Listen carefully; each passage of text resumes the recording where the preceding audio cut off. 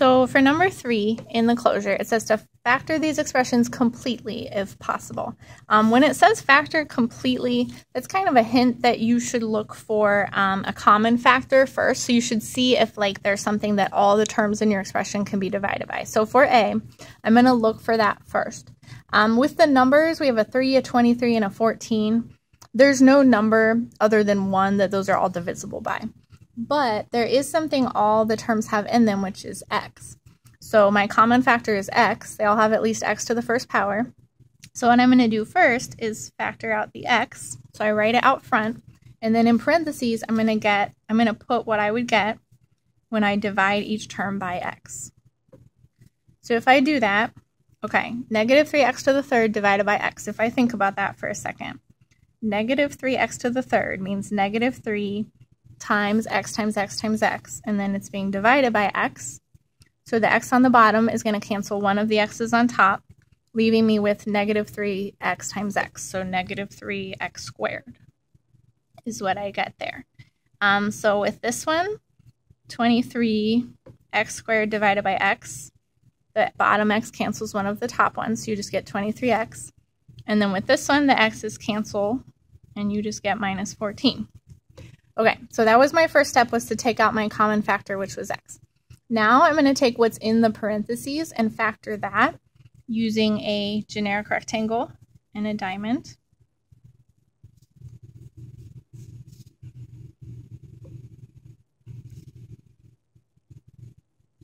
When I multiply those, that's going to be 42, and it's a negative times a negative, so it'll be positive 42x squared. My 23x goes down here. So I need numbers that multiply to be 42 and add up to 23. And I think that's going to be 21x and 2x. So those go back into here. And then I have to figure out my outside pieces. So let's see. If I look like this way at these two to figure out what should go down here, 3 goes into both of those. They also both have an x. So I'm going to put a 3x there. And then that means this would have to be a 7.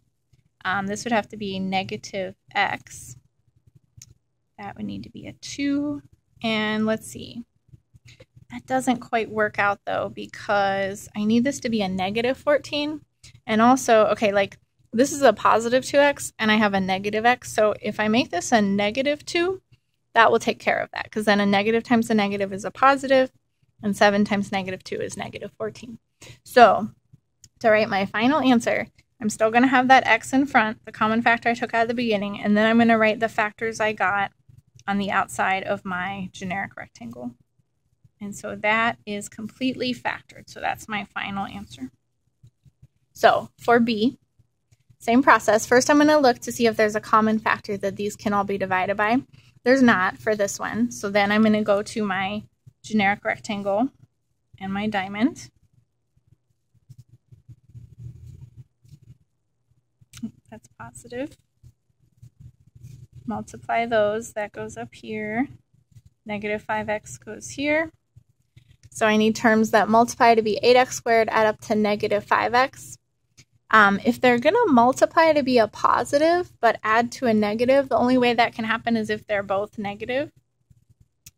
But actually, there aren't any two numbers that are going to add up to 5 and multiply to be 8, because the only factors of 8, like you can do 1 times 8 will give you 8, or 2 times 4, but those are the only possibilities, and neither of those pairs add up to 5 or negative 5. So that means this one is just not factorable, or prime is what we would call it. And so we're just going to write that. And that's, like, notice it said if possible. Some expressions just can't be factored. Sometimes the diamond is not possible. So that one's not factorable. There's no pair that will work.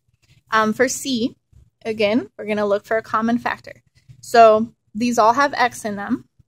So x is going to be part of my common factor, but also 6, 10, and 24 are all even. They can all be divided by 2. And that's the biggest number that goes into all of them. So my common factor here is going to be 2x. And then I'm going to go through and divide them each by 2x. So when I do that, with this first term, 6 divided by 2 is 3. This x cancels one of the x's on top, so I have x squared. 10 divided by 2 is 5. That x cancels one of those, so I just have x. 24 divided by 2 is 12, and those x's just cancel. Then I take what's in here, and I do a generic rectangle and a diamond to factor the part inside the parentheses. Because we have to keep factoring as much as possible until it's all the way broken down. So I'm taking what's inside here, putting it in my generic rectangle and my diamond.